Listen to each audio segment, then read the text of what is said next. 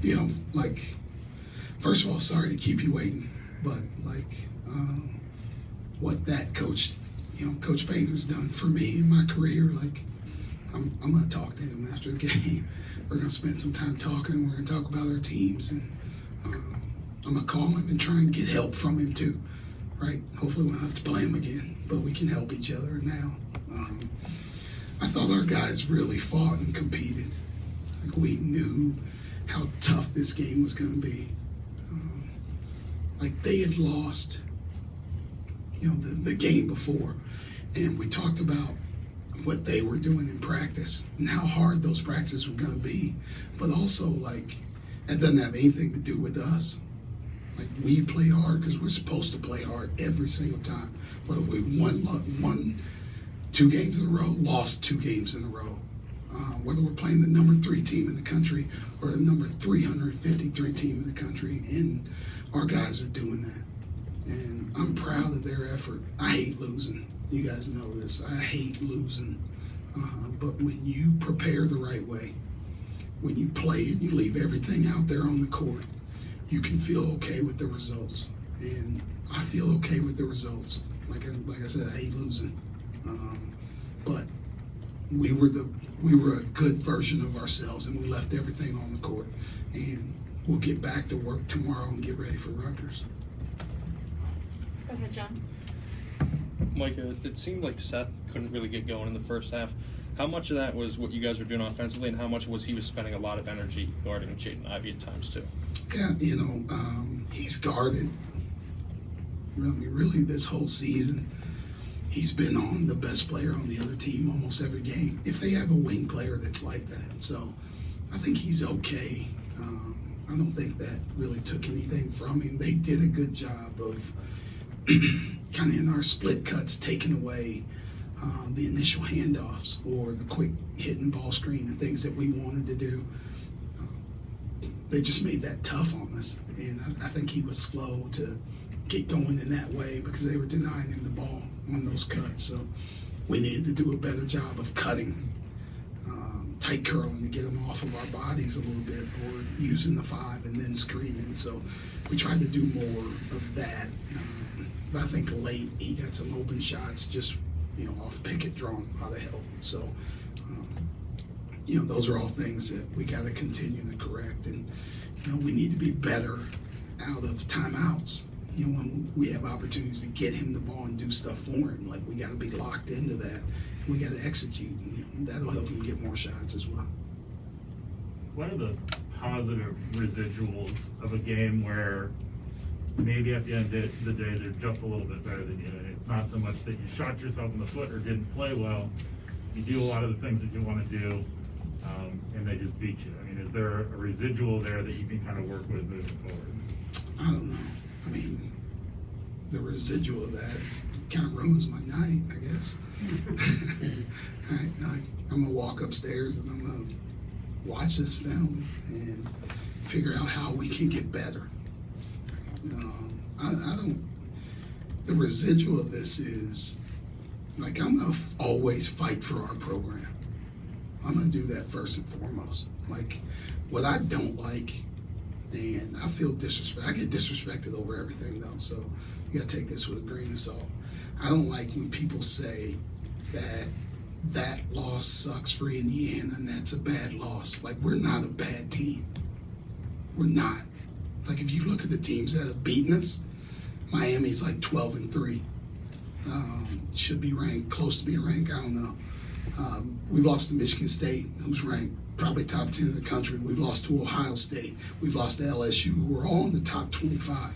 Right? There's 4. There's 4 losses. Now we've lost to Purdue, who's number 3 in the country. So, like, we're not a bad team. It's taken us a little time to get where we want to be, but, like, if people want to come in here and take us lightly, they can do that every day of the week that they want to. But I'm always going to fight for this group. They play as hard as possible. We just went toe-to-toe with the number 3 team in the country. On the glass, matched their intensity, shot the same from basically 3, the free throw line, from the field, everything else. So people that don't watch basketball think this is a bad loss when people come in here and get beat, right? Watch the game, understand the game, think about the game, and then make your decision about what's a bad loss and what isn't. Hey, Micah, are there challenges that come with you prepare a scouting report all week for a team that's going to have a giant center on the floor all the time, and then they don't because of foul trouble? The end of the first half, obviously they played without Travion and Zach on the floor. Were there challenges to that too on the fly, kind of in a backhanded sort of way? Not too much. We didn't really prepare for Caleb to play the 5, but it kind of goes back to, they're not going to run as much stuff in the post for him, right? Like, it's going to be more ball screen actions for Jaden or more things for Sasha. But yeah, we just go back to playing our regular defense and how we do it.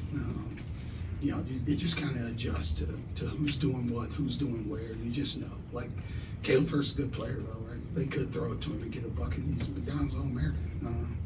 He's a really good player. But it didn't change, like, how we prepared or what we did or had to adjust. We just knew, like we always talk about, where's the fire, right? Like, the fire is Travion and Zach in the post. The fire is Sasha running off those screens. Well, if Zach and Travion aren't in, the fire adjusts. The fire goes somewhere else, and then you have to, take care of that. Just the impact Mason Gill has had on the game. Yeah, huge shots, just huge shots. We talked about his rebounding. With this team, you have to pick and choose, right? Like, you can't take everything away. There's a bunch of dudes that can shoot, and they have 2 monsters in the paint, and then guys rebounding on the glass. Like, what do you take away versus the number 1 offensive team in the country? You have to kind of cat and mouse Mason Gillis a little bit and try and, like, he's got to beat you, right? Like, can't let Sasha beat you, can't let the bigs beat you. They can't, get kick out open shots for Isaiah. And Mason, like, kudos to him. He made some huge shots, big shots for them down the stretch. And, sometimes you got to take a gamble. Sometimes the gamble works for you, and sometimes it doesn't. I'm not much of a gambler. I'm pretty cheap with my money. Micah, how do you think your team played overall tonight, guarding Jaden and Travion, and overall, what still needs to improve down the stretch? Yeah, I thought we did. I thought we did pretty well defensively. They scored 74 points. I don't know what they came in averaging, but a lot, 89, something like that. Like, like we got them to play more of our tempo, more in half court, play against half court defense. We did a great job of getting back. They're so good. Jaden's so good at pushing the ball in transition, getting to the basket or kicking it out for threes, and we tried to eliminate that, and I thought we did. And then we forced it into a half-court game, and then you just do the best you can. And I thought our guys did that. I thought we fought, like, as hard as we could, and, there were some things that, like, we played some zone. We played 3 different zones. And sometimes it worked, sometimes it didn't. But you got to change things up. They're so good at reading what you do and getting into the feel of things and into a rhythm and make it hard on you. Like, for us, we have to play the exact same way. Exact same way. With the way we compete, the effort we play with, the togetherness we play with, we have to play the exact same way. No matter if, like I said, if we're playing number 3 in the country or number 353, we have to do the exact same way. And that gives us a chance every night. It gave us a chance against Indiana, it gave us a chance against Northwestern, it gave us a chance against Purdue, and it'll give us a chance against Rutgers. Nate? Mike, it's kind of tough to fixate on the last 2 minutes when you made 9 straight going into it, but did you like the looks that you got at the end, and just kind of how you came out of that? Yeah, it allowed them to kind of take away what we were doing, like when they got up. Like, Travion gets a 3-point play, now we're down a little bit more. Now we have to kind of change what we're doing, try and get a quick win here because we're up against the clock a little bit. And so that took us away from what we wanted to do, right? If it's a 2-point game or a 3-point game, 1-point game, we probably stayed with what we were doing in the pick and roll.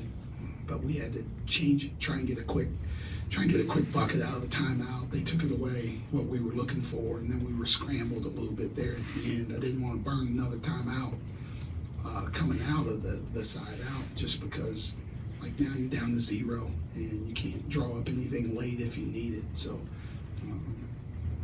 we executed for a long time. Like, we executed better as the game went on. There's 2 games in a row. We've gotten better as the game goes on because we're starting to see different things, and our guys are doing a great job of reading what the defense is doing, and then we go on a barrage of shot making. David? Micah, what has Greg Lee's presence unlocked for you guys, whether it's on the glass or offensively, and what impact did he have tonight? Yeah, Greg. Like, we obviously missed Greg, right, at the start of the season. Not having him until right before Christmas. And then the time that he would have had, like, he needed the 3 games that we missed more than anybody to get his rhythm back. He got it a little bit. Greg can really score the ball. He can score the ball. We can throw it to him in the post. He can score. He can step out, face up, and shoot. And when we need some baskets, we got it to him around the basket. He made some nice plays. We didn't hit him, right? We didn't make those threes, but he made nice reads when people start doubling. He's a weapon for us. And since he's been back, since we've been back since Christmas, right? We were plus 10 on the glass against Indiana. We were plus 12 on the glass at Northwestern. And we go even against Purdue, right? Like, we're starting to dominate on the glass, and he's doing it. His effort, John's effort, Jelani White's effort, total team. But those 3 guys are doing a great job. And we got to keep Greg's rhythm going, and because he can help us. He can get us easy baskets, which is what we need. 2 more questions, John and Ben. Micah, you talked earlier this week a lot about this game and how close you were with a lot of people at Purdue. What were your emotions like leading up to this game, and did you feel like any of that bled into the game once it tipped off? I don't, not really. Not really. I knew this would be a tough game. It's not the first time I've done it, right? I've coached other places and left and had to coach against them again. So, like, it wasn't that big of a deal. I think, once the game got going, you're not even thinking about who's down on the other sideline. You're just competing. I saw a bunch of those guys before the game, right? So you get some of that out of the way. But, like, we're all friends. But we're all competitors. And they want to win that game as bad as we wanted to win that game. And that was it. And that was all my whole mindset. I'm pretty... I don't even know what to say. I got like a one-track mind, and I was just locked into trying to help us win. And I knew Coach Penn was going to do that, and and then once it was over, like, it's over, right? Sorry, I made you guys wait, because I was out there talking to him about different things. Not even about the game. He's telling me stories about stuff that happened. If you guys know Coach Penn, he likes to tell stories. We were out there. He's telling me stories about different things that happened in practice. Everything else. So now I can call him more and ask him questions about other teams when we start playing. So I guess that's the benefit of this. You talked about watching film of this game. When you sort of self-evaluate yourself after a game, which I guess is what self-evaluation means, what are sort of the check boxes that you want to check off of this was a well-coached game, I'm satisfied, if you're ever satisfied with how you handled things for the most part? Yeah, we had since we've come back from Christmas, I had those days off. And I talked about it, I think, after the Indiana game. We really went back and looked at what was working and what wasn't working. Here's the areas we need to improve on.